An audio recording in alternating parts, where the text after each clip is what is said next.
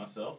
The livestream.com, air to the streets every Monday night, 9 to midnight. We have Sure Shot, the original Jersey Sure Shot in the building. That is true. So what's going on, man? Tell us what happens now at the Jersey Shore. You're not like Snooki and arresting them. You don't get involved in none of that. Nah, I saw Pt.1 once. I gave him my material, but he was whack enough to not do anything about it. So I said, man, you got some real Jersey Shore music right here.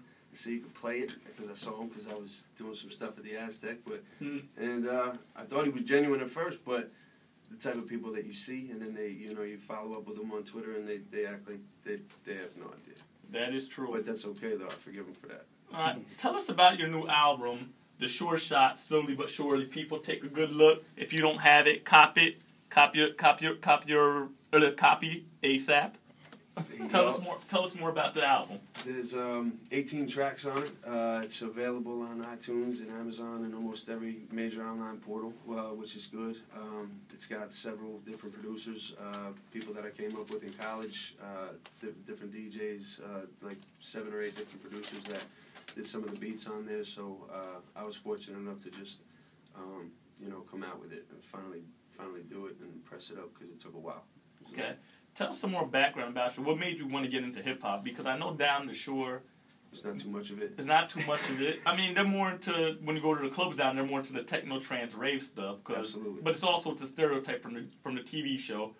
But not only that as well, but I know being that the shore isn't as diversified as North Jersey, what made you really get into the whole scene, as per se? I guess it was the radio playing a lot of hip-hop when I was younger. My brothers, what they were listening to when they weren't listening to some Steve Miller or some Hall & Oates, they were listening to some, basically just, Run DMC or Two Live Crew.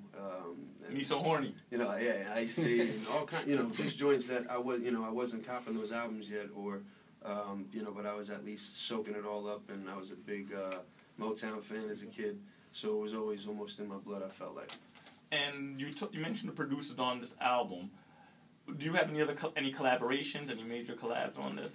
Not major. I mean, but and when I say major, it might not be. I'm not talking name. Major artist. Not a major artist. I mean, as somebody like a collaboration where you're like, damn. Like, I'm glad I got him on this joint. Absolutely. I roomed with a kid in college. His name's Seven Neves. Neves, like Seven spelled backwards. He went there for football. He went to college for football. I went there for basketball. We ended up both taking putting those crafts to rest and going with the music. We stayed up late. Had a mic in the closet. People would come over, and our hallway dorm didn't like us too much, or the people in our dorm didn't like us too much because the music never stopped. But I got him on almost all my projects. Keep him in the pipe, even from North Carolina. So I'll form songs, send them down to him, and we keep a nice loop. Okay. When we were talking behind the scenes earlier about the battle rap scene, right, and how I mentioned basketball, well, that was right up your alley. It was. It so happened to be up your alley, the whole thing. Absolutely. I used to actually even play for a Jersey Shore Conference Sure Shot squad that got named.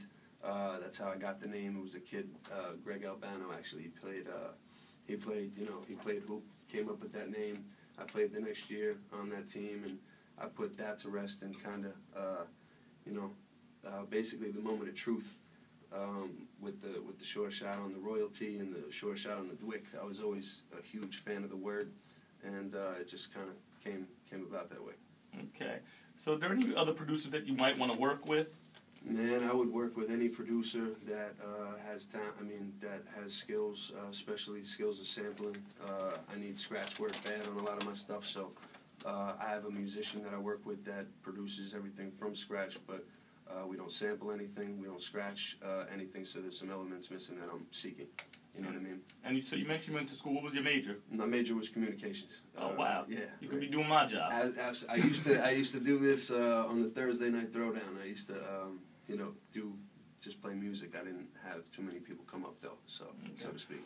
But also with everything that you're doing, as you said, how you played ball. But what made you want to not pass up on playing ball? But what made you want to? I say like maybe put playing ball to the side and just pursue the mic.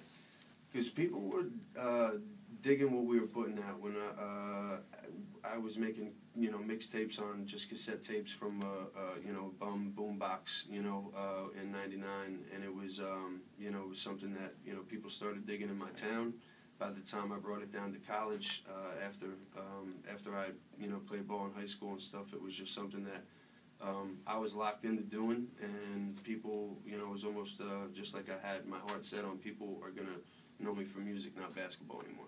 All right. Well, since I like your music, what I've heard so far, I want to get into another joint from you off of here. Absolutely. And what would you like to get into? Road to Glory, I think, is number 5. All right, let's get into that right now. Road to Glory. On livestream.com, we got Jersey Short Shot in the building. You're going to stick around for a freestyle later on for us. Most definitely. Will be. Definitely here we go. Livestream.com. Ear to the streets every Monday night, 9 to midnight. Let go.